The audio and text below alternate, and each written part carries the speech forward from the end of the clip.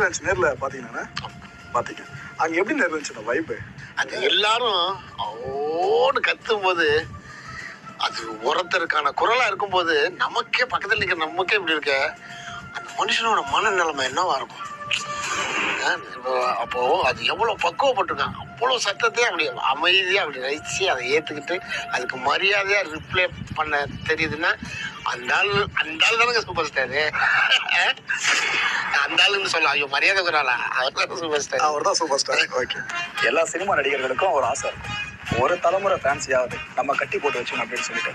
நம்ம படம் ரிலீஸ் ஆகுது அப்படின்னா அவங்க நம்ம படத்தை கொண்டாடணும்னு சொல்லிட்டு. ஆனா 5 தலைமுறையை ஒரு நடிகரால கட்டி போட முடியுமா? அதுதான் ரஜினிகாந்த் அவர்கள்.